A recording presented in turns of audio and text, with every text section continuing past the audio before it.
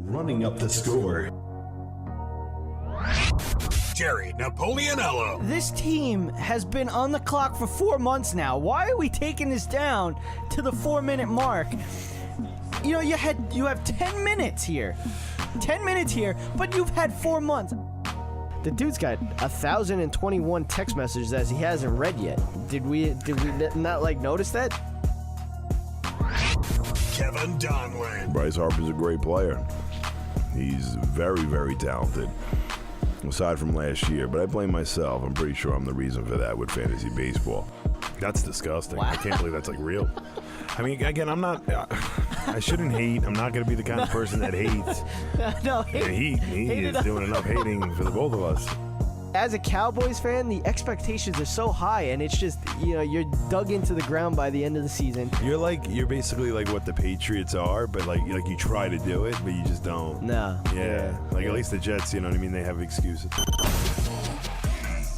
This is Running Up the Score, your one-stop spot for all things sports. Now here's your hosts, Jerry Napoleonello and Kevin Donlin. All right. Running up the score. Back. Jerry Napoleonello, Kevin Donlin. Man, we got a good week. We had a good week because we had the Super Bowl on Sunday. We're excited to talk about it because it was a great game. We got the XFL coming up this weekend, starting today. We're recording on Saturday, so we're going to talk about that. Yankees already have an issue with injuries.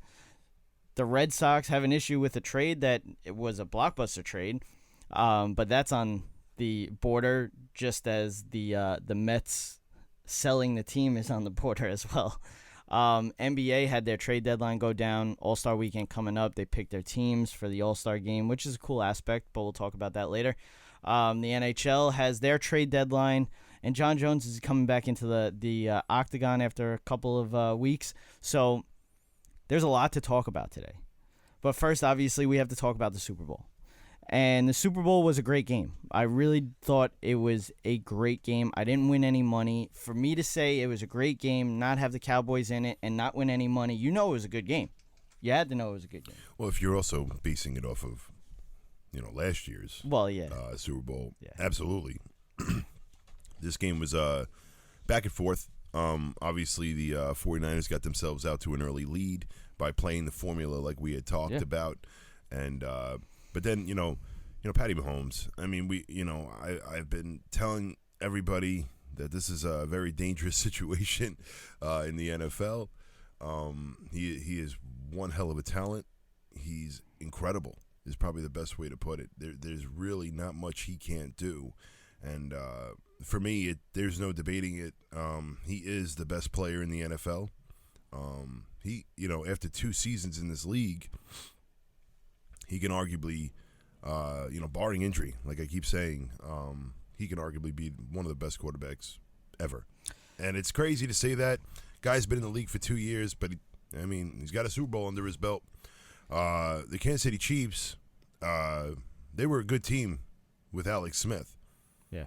And so were the 49ers, which is really quite funny. But Patty Mahomes brought them to another level.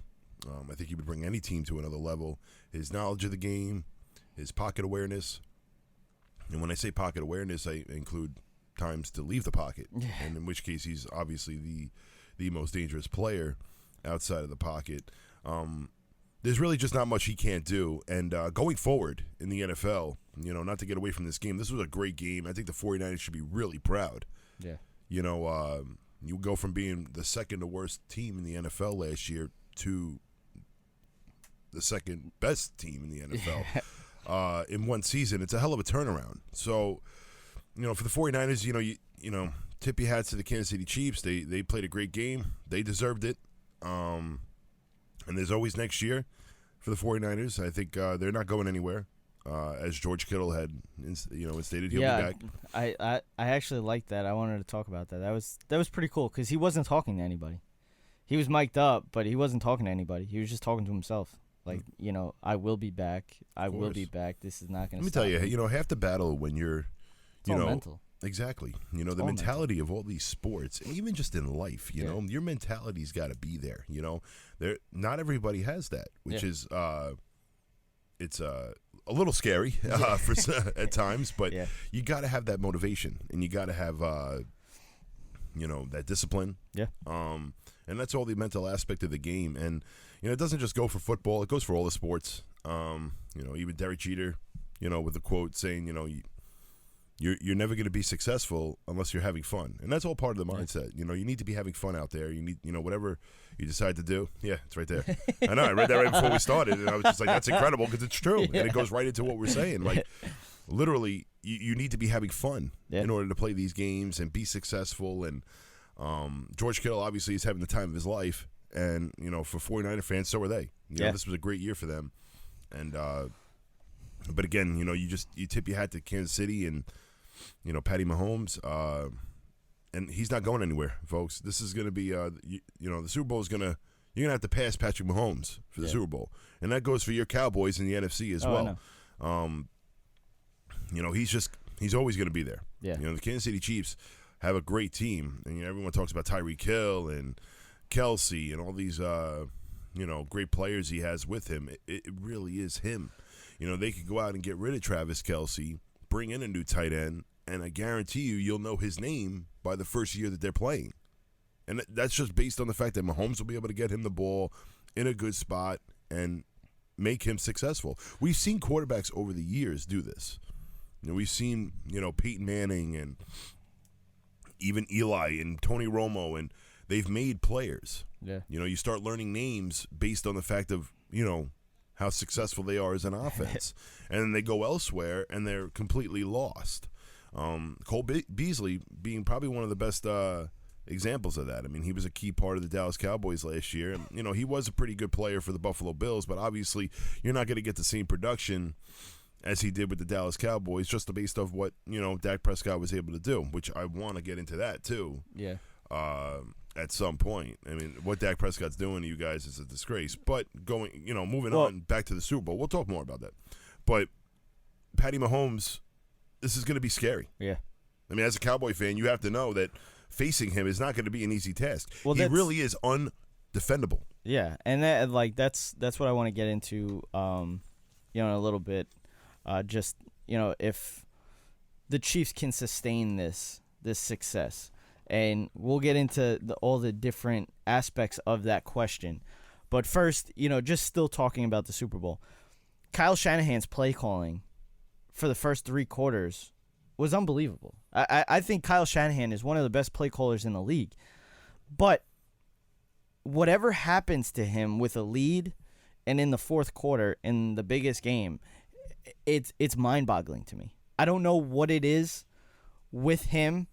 I don't know why he goes away from the run or why he goes away from what's working, because the Chiefs couldn't stop any of the end arounds. It was like they knew it was coming, but they just couldn't stop it. Deebo Samuel played unbelievable all game long. And I think they had the perfect recipe to do that because they had the lead, and Patrick Mahomes was probably playing, in my opinion, one of the worst games I've ever seen him play in his career. Throughout the first 3 quarters.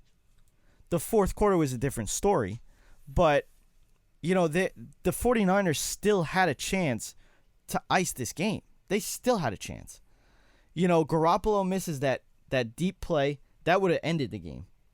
I mean, he had him by a good 5-6 yards, and then he overthrew him like 5-6 yards. So that was crazy. The Kittle offensive pass interference before the half, which shouldn't even came down to that, because I don't know what Kyle Shanahan was thinking at the end of the half when you could have had the ball with 1:50 with 3 timeouts left, and you just waste the clock, and then with like 30 seconds left, you decide, you know what, let's play for some kind of points. I just didn't understand it. I don't know what he was thinking.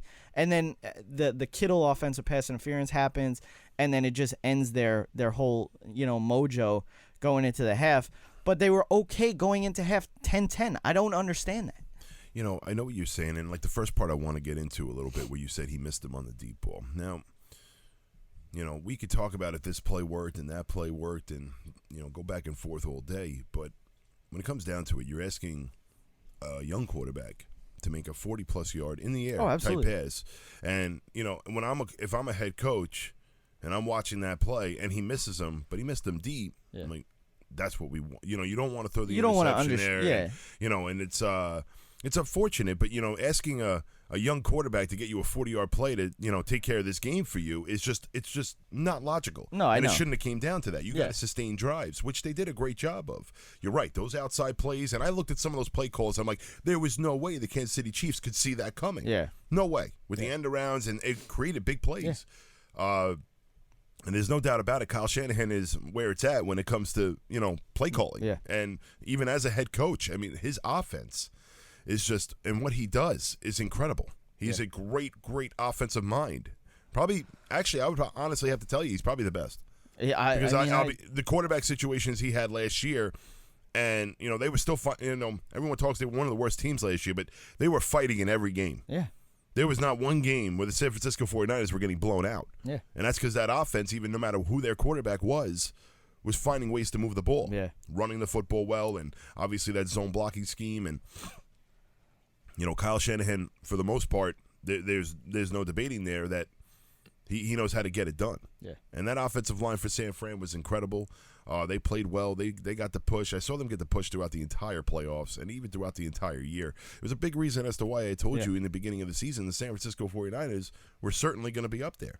Yeah, I liked them over the Seahawks. I liked them over the Rams. Like, I really was a big fan of them. I knew they were going to make a complete change and a complete turnaround. And it was going to start with Garoppolo. And Garoppolo, first 3 quarters, like you said, super efficient. Unbelievable. I thought 18 or 20 at one point. Like, it was incredible. He played had a great game. Absolutely. So you can't even put that on him. What you really put it on is that, you really just can't put it on anybody. You can't. You took on a quarterback that's literally unguardable. Yeah. I keep going back to this, but it's really just the truth. So, before we got on the air, I asked you if you saw the NFL films. They do like this turning point. So they just kind of talk about mainly what the turning point was, obviously. But I thought it was unbelievable the way that they did this whole thing. NFL Films gets all of my credit. Like, I mean, they're just, I mean, that was great.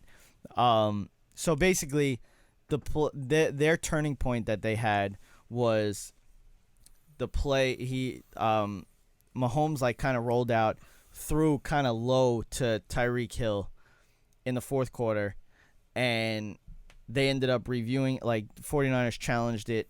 They said it was a no catch. It ended up being 3rd and 15 now. So now I think everybody knows the play that I'm talking about. 3rd and 15 now. He ends up hitting Tyreek Hill for a good 50, 60-yard pass. Down the seam, right? Yeah. That ended up basically getting them back up into that game, because then they ended up scoring the touchdown to make it down 3 to Travis Kelce. So basically, while they're reviewing this play that Tyreek Hill caught, Mahomes goes over to Bieniemy, and he goes, "Do we have enough time for Wasp?" So now this play, Wasp, they did in the AFC Championship game against the Patriots last year, and it worked perfectly. So basically, it's, he had, like, they all 3 of their best wide receivers, well, their best receivers, Tyreek Hill, Sammy Watkins, and Travis Kelce are all on the same side. So basically, Sammy Watkins does a fly. Travis Kelce, who's on the inside, ends up doing kind of like a stutter and a cross. And then you have Tyreek Hill in the middle, and he just does, a fake in, go out. So it puts the safety in, basically an island, and he has to figure out what he's going to do. So exactly what happened in the AFC Championship game, exactly what happened in the Super Bowl. The safety got turned around. Tyreek Hill went the opposite way, and Mahomes hit him. I mean, it was a short throw, but also if you watch the replay, Mahomes had to throw the ball before Tyreek Hill cut. So he threw it to a spot that he felt Tyreek Hill was going to be at, and he was. I mean, it was a shorter throw, but, he still threw it 57 yards in the air.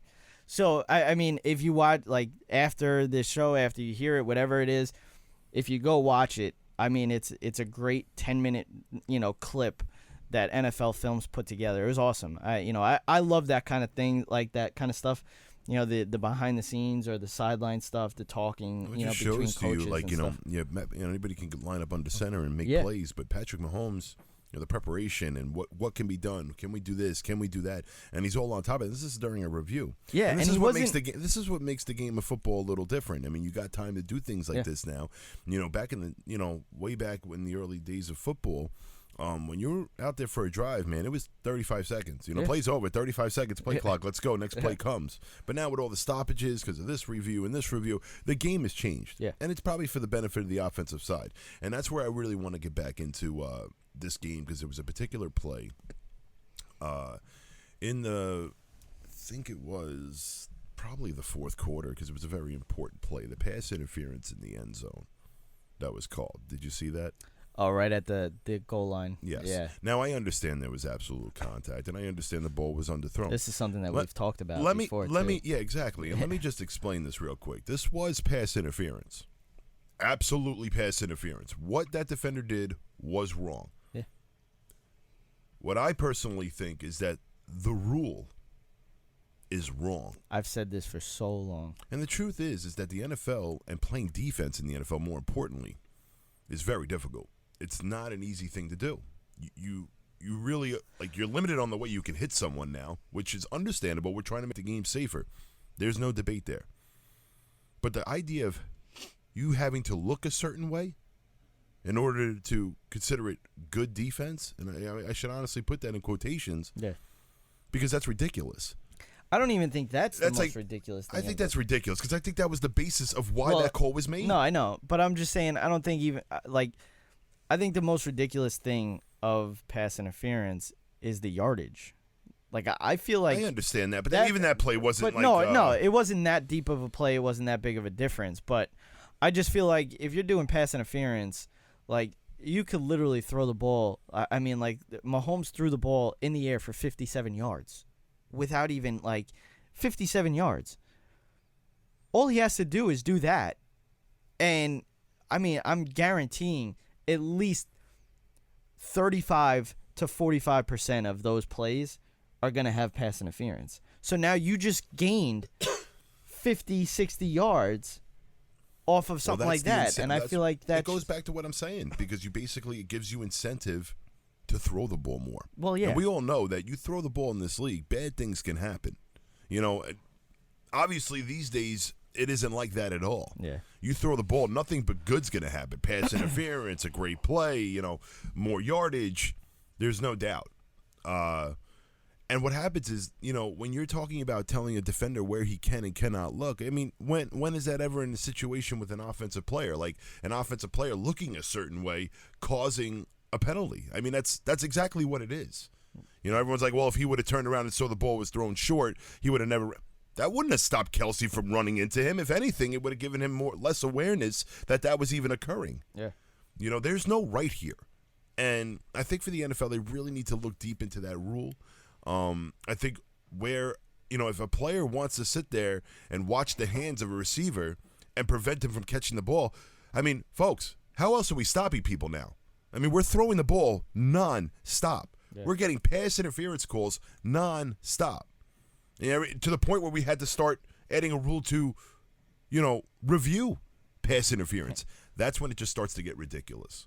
I think when it comes to a player having to turn around and play the ball is nonsense. Everyone's like, oh, well, we're just going to see people swiping at people's hands and everything else like that, and, could ruin the game. It's not going to ruin the game. What's ruining the game is the fact that someone like Patrick Mahomes is going and moving the ball at will all year long. Yeah. Tom Brady was moving the ball all year long. And, not to be biased here, but there's no doubt in my mind there were calls that went towards the Patriots' way, on their offensive side. Yeah. Going from defensive pass interference, defensive holding. I mean, players are holding and, obviously interfering with players. Playing defense is getting more and more difficult as each season progresses. I think with the big change of this rule and not allowing, a player has to turn around and play the ball. There's no reason why a player should have to turn and play the ball. Yeah. Yeah, I mean, I totally agree with that. That set up the touchdown to Kelsey that made it down 3. It was a change. I mean, just overall that whole fourth quarter from. And I'm not saying that's a reason why because there was no doubt the Kansas City Chiefs were going to come back and win that game, no penalty or no penalty. I know the next play, Patty Mahomes might have just owned the Wasp 15 yards down the field on 3rd and 15 or whatever from close to the end zone and gotten that touchdown. So there's no doubt about it that wasn't really a game changer. The point is going forward, because that's really a crap rule. Yeah. If a player is sitting there and playing a player and he has position on him, now a quarterback throws it short and he just ran into him. That's all it really was. Yeah. But they said because he hadn't turned around. Yeah. So now the question that I brought up before we really started getting into it was, can the Chiefs sustain this success with Mahomes being so young, but also So also, it's like Mahomes is going to be having a contract coming up soon. Okay. Now, by far, he deserves the most money as a quarterback. So that you're pushing $40 million a year. But it doesn't have to be like that. It doesn't have to be like that, but it's going to be like that. And the other thing is, I mean, we've seen this story unfold before. And it happened with the Seattle Seahawks. This was a team that was unbelievable. I mean, the defense was unbelievable. Their offense was unbelievable. Marshawn Lynch, Golden Tate, Russell Wilson. That whole offense, that was an unbelievable offense. That was an unbelievable defense. Their defense was better. But then it comes down to, all right, well, now we have to sign our young quarterback who's, a transcendent player for this organization. So they signed him to a big contract. What happened after that? Now you start to lose all those guys that made your defense so good. You lost every single one of them. They haven't been to the Super Bowl since he's gotten his extension. So he continues to play great and earn the money. Absolutely, but they just don't have the team around him. So now, we obviously everybody talks about Tom Brady taking less money. But, I mean, I think I've told everybody what the reasoning is behind that. I mean, his TB12 is backed by the New England Patriots. It's backed by Robert Kraft. So he's getting money through that deal. So he doesn't need to make that much money off of his football deal. So he figures if I help this team by taking less money, I get more guys to this team, I could win more, therefore making more money. Of course. So, yes, Tom Brady is smarter than most of us. But when it comes down to Patrick Mahomes, I know this guy is going to make a lot of money. He is going to make a lot of money. But can the Chiefs sustain it? Can they sustain this success? Can they keep Travis Kelce? Can they keep Sammy Watkins? Can they keep Tyreek Hill? Can they keep Frank Clark? Can they keep these guys? Can they keep Tyrann Mathieu? Tyrann Mathieu, they got on a deal. Now, are you gonna be able to keep him now? Because Tyrann Mathieu turned around that defense. That defense wasn't that great at all. And they bring in Tyrann Mathieu, and he changed. I'm not saying that their defense was great, but he changed that defense to be a little bit more gritty, a little bit more physical. That's funny because I saw that completely the opposite in the Super Bowl. I mean, I saw him crying on the sidelines and yelling and screaming at people. Well, leading up to he didn't really have that great of a game. But as a teammate, that's really just not the right thing to do right then and there. You're in the biggest game of your life. Okay, and now you're sitting there arguing with people on the sidelines. Imagine just being a young quarterback like Patrick Mahomes, and you're watching one of your veteran players sitting there flipping out on the sideline, and now it's on to you, young man, to go take care of this because he's obviously frustrated with his defense, and the pressure's on the offense right now to get points on the board. It's a mindset thing. My thing against that now, we don't know what he was saying. We're not. I could see the face expression. It did not look like pleasant by any means. I'll tell you right now because I had a guy like that on the Dallas Cowboys that everybody thought that he was doing. He was saying all this, rambunctious stuff, being mad, pissed off against everybody on the sidelines. Then they finally had him mic'd up, and he was rooting his team. He was hyping his team. So we don't know what Tyrann Mathieu was saying. So I'm not going to say that he, was ripping his teammates, yelling at them. It looked like he got right into the face of someone else. He's not sitting there going, go team with that. But you know what? To me, I kind of, obviously we're going to be different on this, but I like that. I like someone that's that much into the game, that is that much into the success of the team, that when it's not happening, they're pissed off. I like that. For Tyrann Mathieu, like I said, we don't know what he was saying. We have no idea. But he didn't have that great of a game in the Super Bowl, but leading up to the Super Bowl, the playoff games, they were down double digits in the second half of every single playoff game, only to win by double digits in every single playoff game. It's unbelievable what the Chiefs have done. So, the question is, what's next? Do they sign Mahomes coming up? Do they wait another year to sign Mahomes? I'm hoping they wait another year because the Cowboys have to sign Dak now. So, it's going to be interesting. That whole situation itself is going to be interesting, and we're talking about Dak Prescott here. This is a disgrace. You just talked about it with Russell Wilson. You think the same thing's not going to happen to the Dallas Cowboys? Because, I know you don't think highly of Byron Jones, but as a New York Jet fan, I'm praying to God that they don't sign him because we could really use somebody like that on our secondary, which doesn't sound like much to you, but I'm telling you, it could be worse at that position. Promise you that from experience. I put more into a pass rush than I really care about a cornerback, to be totally honest with you. That's just how, because I and I'll always say this, the perfect example was the New York Giants. They're Super Bowl winning teams, the New York Giants, the years that they won the Super Bowl, everybody thought that their secondary was great. But when it came down to their pass rush going down to the wayside, their cornerbacks went down to the wayside as well. They were terrible. So now you're seeing wow, it really does have something to do with the quarterback having to, absolutely having to get rid of a ball quicker and obviously defending for 2 seconds as opposed to 10 is a big difference. There's no doubt. But when it comes down to Dak Prescott, asking for this kind of money is absolutely just unfair. Like you said, Tom Brady found a way to promote himself. Okay, found a way to just make money other ways. Yeah. All right, you're not trying to sit there and wipe the Dallas Cowboys clean. No. And that's the biggest problem right now is that I can't believe they offered him $33 million a year. Yeah. And then I cannot believe he declined it. That's obnoxious. Yeah, I know. Find other ways to make money, bud. You're a professional athlete. You play for America's team. You're their quarterback. You'll find an endorsement of some sort. Absolutely. And that's the biggest issue right now. I don't even think there's any effort going into that. Your effort should be going into playing football. But when it comes to your agent should be finding other ways for you to make money. He took over. Did he take over Oikos? I don't even know what that is. The yogurt. I think he took over something like that. But nonetheless, there's other ways to make money, and wiping the Dallas Pepsi Cowboys. Too. Yeah, the way Dallas Cowboys $33 million a year.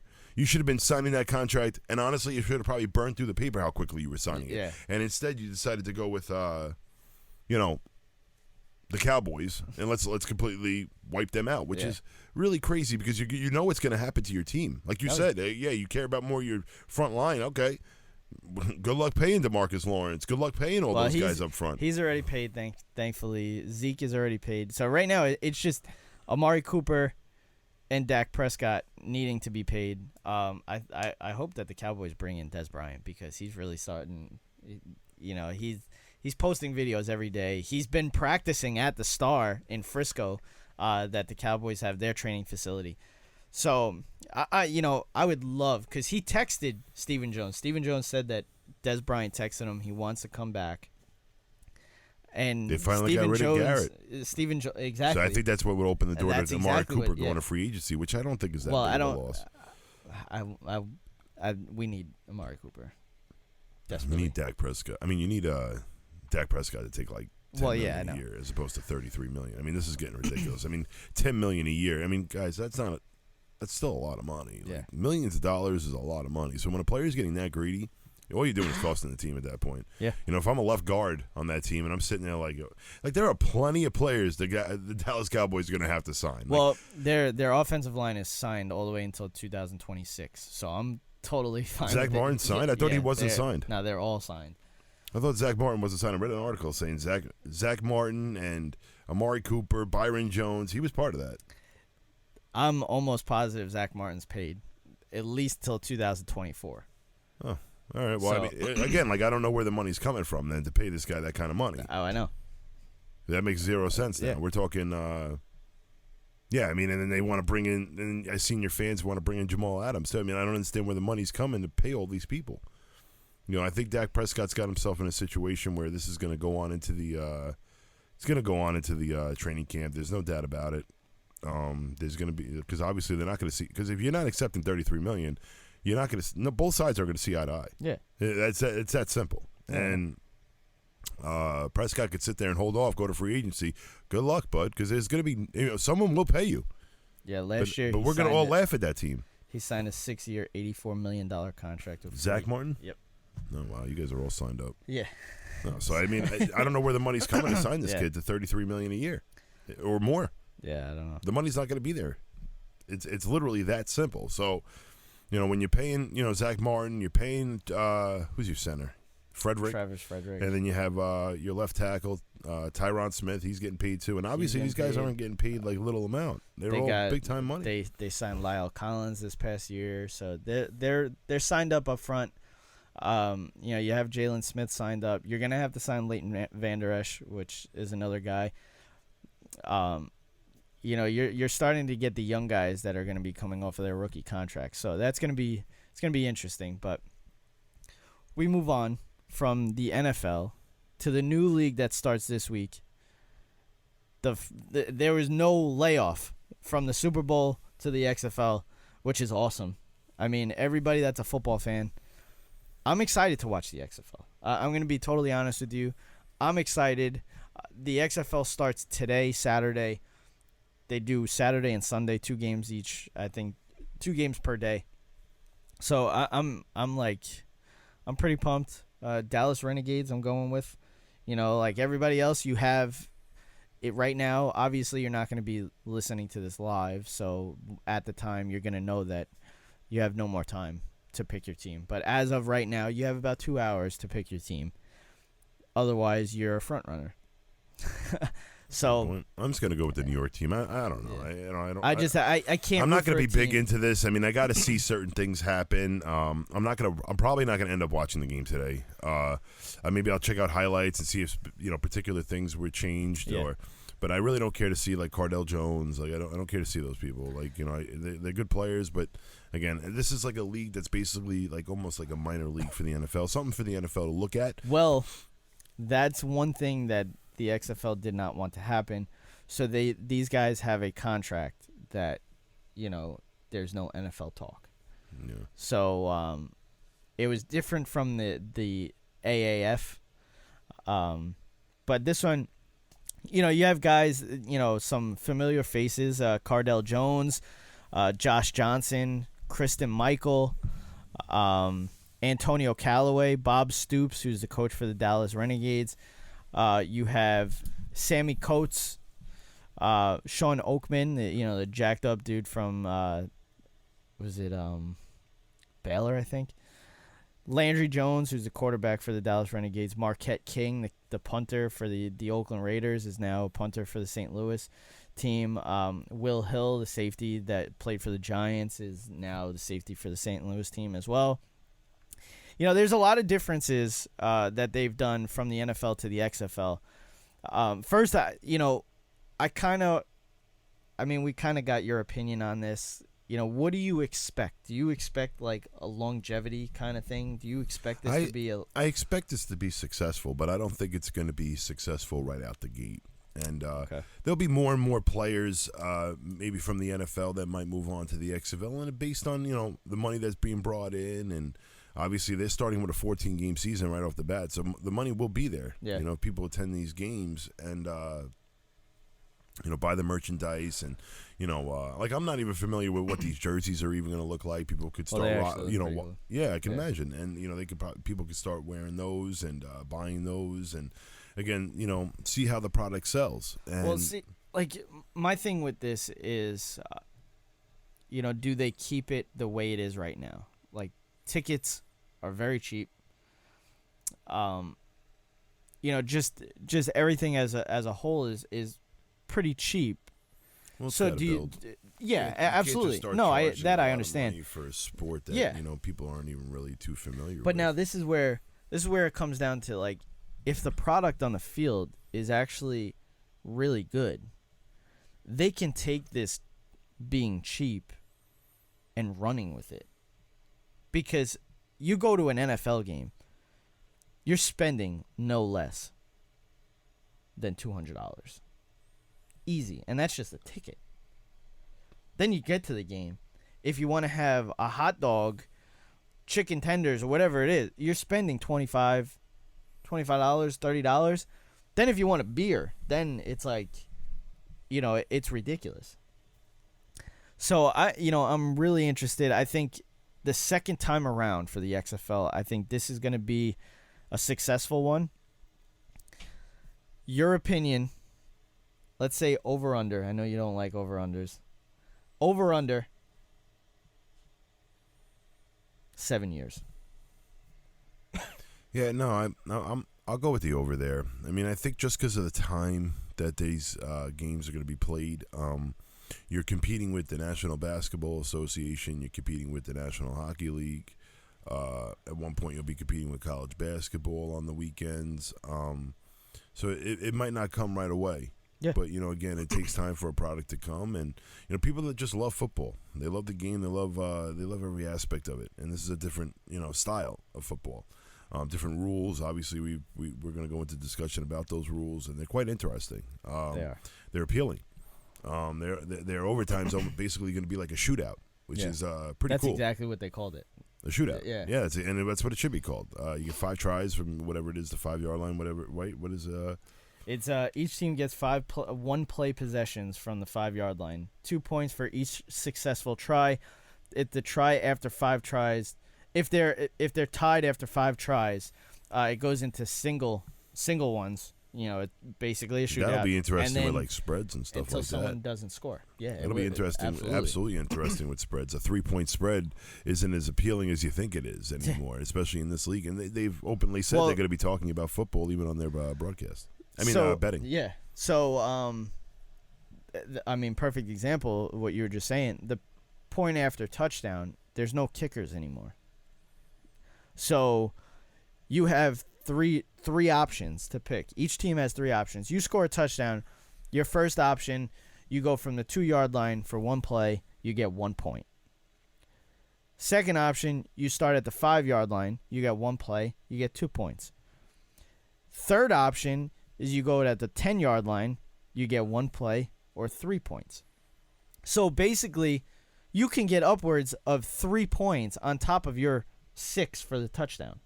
Mm-hmm. So there's no more of that, this is a 2-possession, 3-possession game. Like this, if you're down 9, you're down 11, whatever, that's, it's going to be interesting. No, I'm pretty pumped. We might as well get into the rest of the rule differences. The kickoff team starts at the 35. Not their 35, the opposition's 35. The return team starts at the same 30-yard line. So the teams are 5 yards apart on the one side of the field. Nobody can move until the ball is caught. And if the ball is on the ground for 3 seconds, they can move. Wow. So it takes away the full speed contact, but it also gives a chance to like really do something. Of course. With and that was something the NFL needed to figure out, and obviously that's a great idea for the XFL. Again, folks, it's going to take time to see how this works, and It's very appealing. I really think the league's going to stay.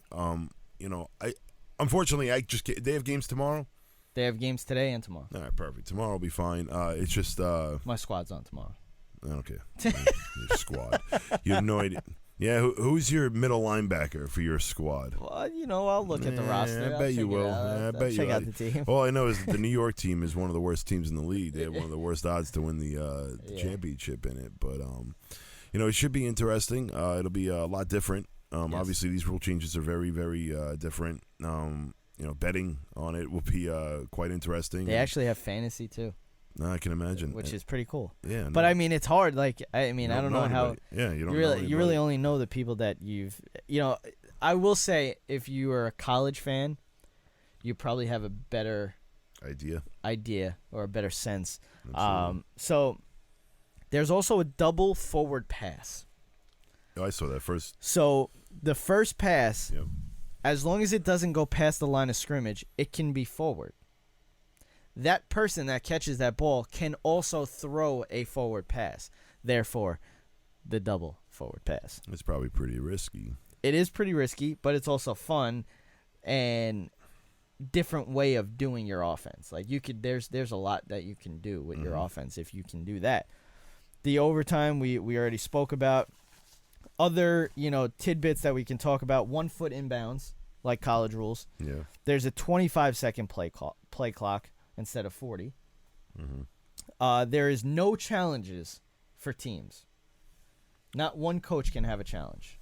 Oh, wow. Why? So all plays that will be reviewed by the replay official. There is no challenges. Okay.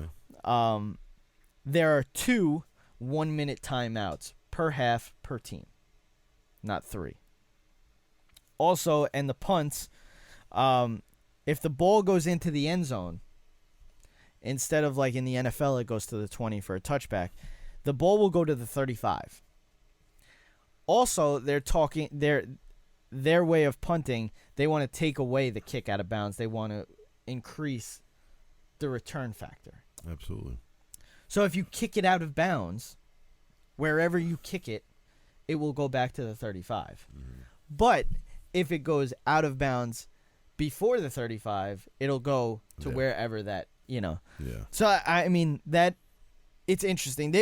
Basically, what they're trying to do is they're trying to get you to go for it. They don't want you to punt. So, that's how pretty pumped. And that's how the league gets exciting. And exactly. I think it's going to be a good product. Obviously, it's going to take time. You're competing with the other professional leagues, and me personally, I think college basketball and March Madness is probably one of the most exciting times of the year. Absolutely. So you're competing with that, especially only on a couple of weekends, though. Obviously, for the most part, that tournament dwindles down quite quickly. It's the first 2 weekends that are pretty extensive. Yeah. But yeah, it should be a great product. I like the new rules. I think it really just makes the game interesting. It really makes it unpredictable. Probably the best way to put it. But he's very excited. I'm excited too. Unfortunately, can't check it out. But again, that's why they made Sports Center. That's why they made all that stuff. It give you an interesting idea because they'll be showing it. Yeah, I mean, as long as there's no drama, somewhere else in sports, because then they won't show the highlights. But that's quickly, we'll move on to baseball real quick. The Yankees lose another player to injury. I mean, it's just the norm now. James Paxton's out 3 to 4 months with a cyst in his back that he had surgery on. Yeah, so he's gonna miss like a month of the year. Yeah, basically. Also, the big blockbuster deal, Mookie Betts getting traded to the Dodgers. So this bet is there's a lot that goes into this trade. I mean, there's 3 or 4 teams involved in this whole thing. So, when you get to that point, a lot of things can happen. So basically, one of the prospects that the Red Sox were getting, they were a little concerned about his medical reviews. So they're holding up this deal. Now, Frank Clark, the Major League Baseball Players Association chief, is now getting pissed off, and he's like, this has to get done now. It either it's not going down or it is going down, but it has to get done now. So we have to figure that out. So that's holding up not only the trade for Mookie Betts, but it's also holding up the Jock Peterson trade as well because of, this whole thing. So it's going to be interesting to see how this goes down. Now, the other thing that's pretty interesting in baseball is the Mets' sale to that billionaire Cohen, Steve Cohen. It's not happening now. And now we're also hearing that Steve Cohen may not be able to ever buy another baseball team because of this, because of his breaking the agreement with the Mets. But I mean, did you expect anything less with the Mets? I mean, this is just a Mets kind of story. Situation. Absolutely. But I want to go back to Mookie Betts for a second. I want to go back to the Red Sox because they're having some money issues, and it's very clear. Yeah. And it's going way beyond the Mookie Betts money.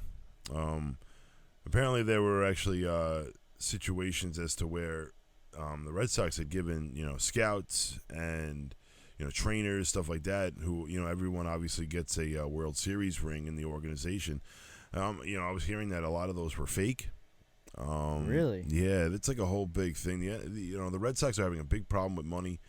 They definitely don't want to pay the luxury tax for obvious reasons. And they must have not made money, which is incredible. Yeah. Being a Major League Baseball. But this is what happens when you're signing people to this kind of money. You think like, the money will be there, And, for the Red Sox, something happened. We're not fully, disclosed exactly what happened. But nonetheless, something's going on with the Red Sox. There's a reason why a player like Mookie Betts would be traveling across the country to Los Angeles on a trade. I mean, this guy is one of the best players in baseball. Mookie Betts was a really good player. But again, I'm always just going to continue to be tainted by this whole cheating scandal because he was part of that team that was incredible. Yeah. Everybody in that Red Sox lineup is, sketchy. Yeah. Is probably the best way to put it. You don't know how good these guys are. You just don't. Mookie Betts is a great, great player. He's probably a good player without knowing the signs and stuff like that or whatever had gone on in Boston. But, Mookie Betts getting traded to the Dodgers for next to nothing is very alarming. And something happened with money in regard to the Boston Red Sox organization. Just overall sending him to one of the best teams in the league as well. Absolutely. On top of it, this is a team you're competing for a World Series, and you're handing them your best player for next to nothing. Or, a future prospect, which, hey, I'm not going to badmouth any future prospect from here on out because baseball's a different it's a different storm. It's probably the best way to put it when it comes to prospects. Guys, it takes time, to get a guy ready to play Major League Baseball. But Mookie Betts being at the top of his game and trading this man away is very eye-opening and in many regards. So going forward, something we're going to hear more about this Red Sox situation because it's pretty alarming. Absolutely. Now, also, did you hear that the writer that did not vote for Derek Jeter has put his, when he put his vote in, he wanted it to remain anonymous. So we will never know who did not vote for Derek Jeter. My personal opinion, that is one of the most cowardly moves I've ever seen. Ever. No, that's a man that's just trying to keep a job. That's exactly what it is. But it's like, who knows that he did that? It's amazing to me that. I'll be honest. The more and more we talk about baseball day out, on week in and week out, I guess on this show, I'm losing more and more respect. I actually, I had a whole issue because someone had accused the Yankees of potentially cheating themselves, and I had commented it with a response, basically implementing that, just the game is just going to be tainted for the longest time, and people don't realize it. And then someone had come back at me and actually referred to the Chicago Black Sox as, that was a big scandal, and, the sport kept going from there. Yeah. And, it was 100 years ago, that was a long time ago. So it's, putting that into perspective of what's going on now. And then someone had also mentioned steroids, but steroids was an easy fix. I mean, steroids was, all right, let's drug test these guys, and that's it. Yeah. Obviously, people got away with it for years and made a lot of money off the ordeal. Absolutely. But when it comes down to this whole situation, anytime someone hears just a knock, it's alarming, and it's but really I can guarantee impossible you this year, people will be bumping something. They'll be knocking on something. Like, fans will do it. You play Houston just to get a story, just to not even that, just to mess with them. I mean, you had steroids, the whole steroids issue, and guys were going to games and getting syringes thrown at them and stuff like that. So it's stuff like that. You're going to deal with that, but it's just going to be interesting how this year goes on after this whole scandal. And then I wouldn't want to be a baseball player batting 300 this year, because then the questions will come. But it was the same thing when steroids came out, because now it's of course. and it's still here. Absolutely. It's still there Absolutely. to this day. So baseball hasn't gotten past that. No, it's going to be even more difficult to get past this, and it's just so hard to talk about, because even talking about the value of someone like Mookie Betts, you really can't even get the true value because you don't know what's been going on. Exactly. So we move on to the NBA. NBA had their trade deadline. They also have their All-Star weekend coming up. So some deals that went down. The Warriors traded away D'Angelo Russell. And rightfully so. To Minnesota for Andrew Wiggins. I thought that was a great trade. Add some size to that team. There was no reason why D'Angelo Russell was sitting in a Golden State Warrior uniform with someone like Steph Curry there. It just made no sense. And I'm actually a big fan of D'Angelo Russell. I think he is a great player. He is a very, very good player. I thought Brooklyn should have kept him. I thought the Knicks should have went and signed him. I also think the Minnesota Timberwolves should have made this trade, because this is a good trade. That's what I wanted to get into too, because the Knicks were in line to trade for him.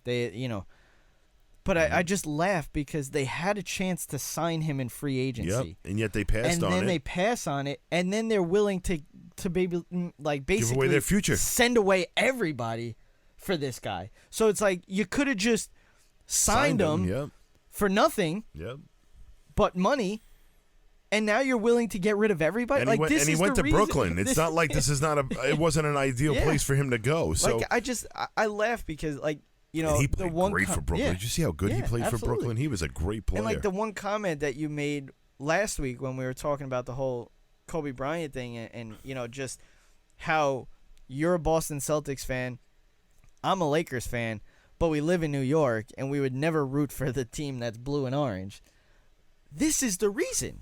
This is the reason. Watch your words with that. Well, yeah. I mean, I was just saying, I was verbatim for what you were saying, but they got a big game tonight. They do have a big game tonight. Not to change the sport or anything, but I don't understand this trade either. Marcus Morris and the Knicks getting a first-round pick in return. This is what I'm talking about. I don't understand where the guy like that gets value. Marcus Morris, there was a 3-team deal between the Clippers, Knicks, and the Wizards, sending Marcus Morris and Isaiah Thomas to the Clippers, and Jerome Robinson will join the Wizards, while the Knicks will receive Mo Harkless. And a first-round pick in 2020. But it just And then Drummond, how old is Drummond now? He's got to be in his 30s, and he goes to the Cavaliers, who don't have any kind of future going forward. And, they're even charging more money, the Cavaliers. So it's I'm sorry. No, that was the Cleveland Browns that were going to charge more money for their season tickets, which I don't think. I lost of words for that one. Andre Iguodala gets traded to the Heat, which the Lakers were involved in trying to trade for Iguodala. But Dion Waiters and Justice Winslow and James Johnson were traded to Memphis for Andre Iguodala. Which is crazy because the Miami Heat were one of the better teams. So it's I'm confused as to why certain these names like Winslow and Waiters and Johnson is a reason why the Heat were winning games. Those guys were important parts. So, this trade deadline has just been quite interesting, and it's quite mystifying. This I think was the biggest deal. Clint Capela to Atlanta in a 4-team, 12-player mega deal.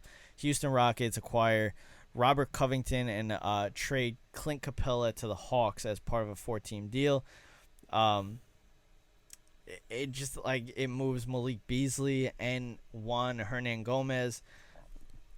So it just the whole deal. Obviously it was centered around Clint Capela, but I think it's a great trade for the Atlanta Hawks because Clint Capela is He's a defensive presence in the paint, and there really isn't too many. There isn't too much of that anymore. You don't really have a lot of defensive presence in the paint. Maybe aside from a few guys, because Andre Drummond, older gentleman, not really the same interior presence he once was. No, a very good offensive centerman, player, no doubt. But when it comes to the defensive side, I think that's the most important part with these big men. You want a big man that's going to be a defensive presence. Everyone talks about Shaquille O'Neal being so dominant. The reason why he was so dominant was because on the defensive side, he was very you couldn't get past him because he was so big. And then on top of it, he would block any shot that came towards your way. Physical. Absolutely. It was just, he was a physical presence. No matter, he didn't even have to be a good center. He was a good center. He was a great center, obviously. He was great. But he was intimidating. Not one person wanted to drive the lane because you were going to get knocked down, every single time. That was what made Shaq so great, was that, and he took that from the defensive side, that intimidation on the defensive side, and he brought it to the offensive side as well, where nobody was going to back. He was going to back down anybody. He was going to grab any offensive rebound over you, and he was just basically going to throw elbows and just overpower you every way that he can. That's what made Shaq so great. And there's not one center in this league right now that does that, but you have a few that are great on both sides of the ball. There aren't a lot. There aren't a lot. The Lakers have the one. Well, we were in an old league with Yao Ming and Shaquille O'Neal. Those were very, very, very good interior presence. Absolutely. And you don't see it that much in the NBA anymore, and that's why you're getting all these guys putting up 45 points, guys driving the lane at will. Perfect example was the other day, the Houston Rockets going up against the Lakers and not playing a center. They had Anthony Davis is one of the best interior presence. I think he is the best. Both sides. And what makes him different is that he has unlimited range. Because the point is that even as a big man in this league, having the unlimited range is not an appealing aspect. It's not, because you don't want your big man dribbling it up the court. Because if he takes a shot from the outside, or if he makes one pass off his screen and they take the shot, you could say goodbye to the offensive rebound possibility. Absolutely. I think just the big man belongs in the paint. Needs to stay in the paint. Granted, the skill set on Anthony Davis is unbelievable. It's unbelievable. Yeah. It's incredible to watch. But at the same time, my big man on my team, on my coaching team, if I'm coaching, you're staying in the paint and you're going to be a presence. And if you're not a presence, then this is what I like. What are you doing there for? What the Lakers have done. The Lakers, first of all, they have DeMarcus Cousins. Obviously, he's hurt. He's not probably going to play this year. Or ever again. But I feel like that they can sign him back for another cheap one-year deal.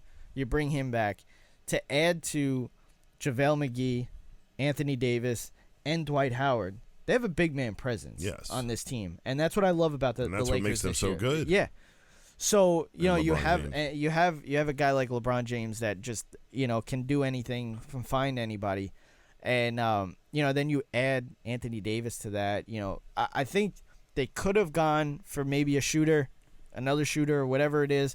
I think Jamal Crawford is looking for a team. I think maybe the Lakers look into that. J.R. Smith, another guy that's looking for a team who's been working out a lot. That's what the Lakers need. They need another shooter.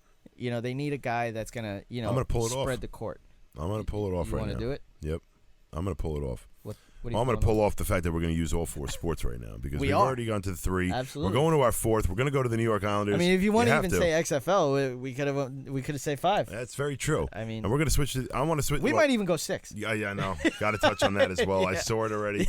John Jones returning to the UFC octagon. He's a -500 shocker. Yeah. He is very dominant. I think that's still low. I think that's low too. I think that some people should probably jump on that and cross their fingers. I'm hyped about this fight, but let's get into the NHL. Just real quick, obviously just go into the Islanders. They got a big game tonight. Obviously, we're recording on Saturday. They'll be taking on the Tampa Bay Lightning, who are 17-1-2 in their last 20. They're playing the best hockey, probably arguably of any team in the National Hockey League. Islanders are heading there tonight. Should be a good one. And then obviously now we're going to talk about John. There isn't much to talk about in the NHL right now. We're in the middle part of the season right now. The trade deadline's fighting Monday. for the playoff spot. The trade deadline's Monday, so. you're like we'll see what happens by next week. And see the what Rangers.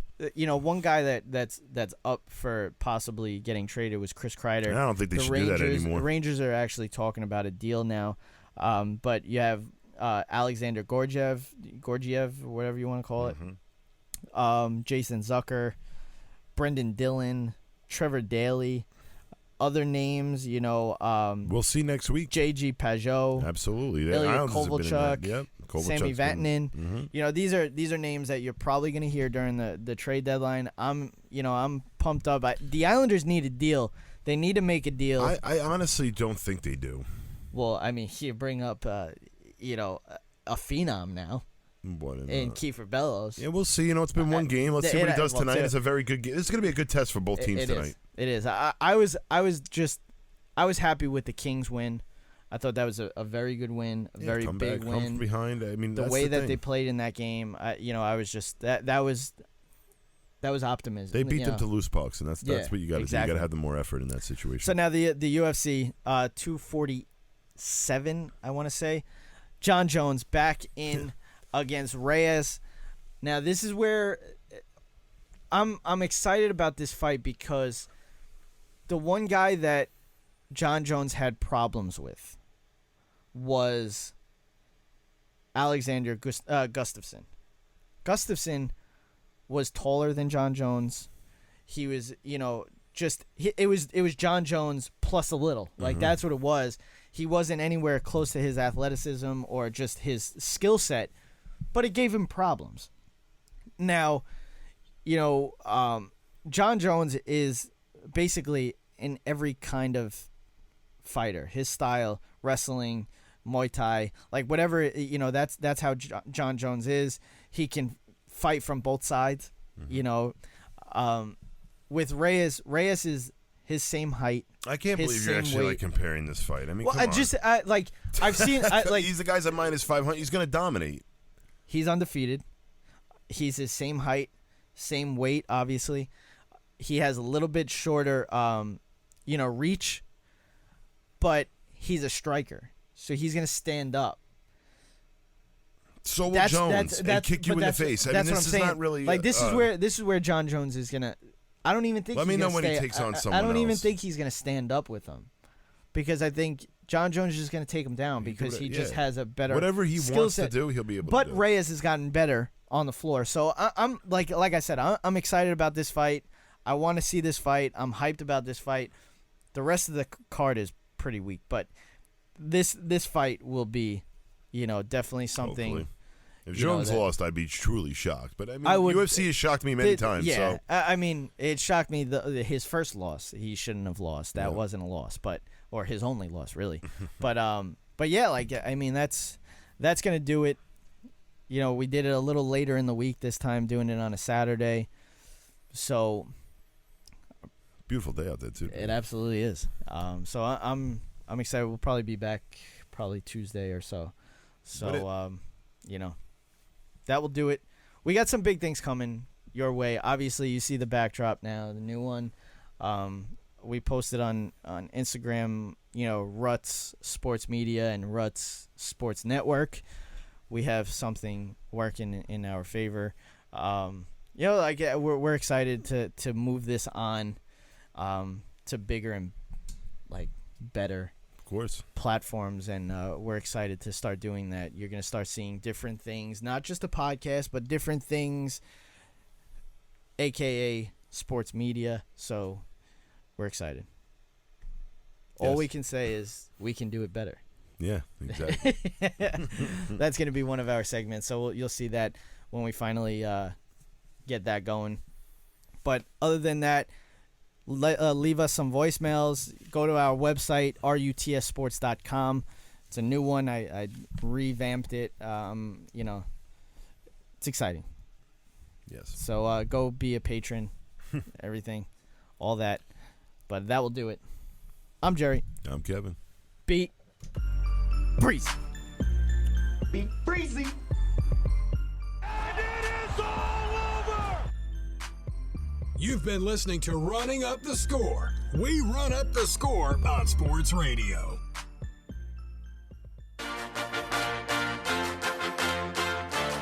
For more Running Up the Score, go follow the show on Twitter and Instagram at RUTS Sports.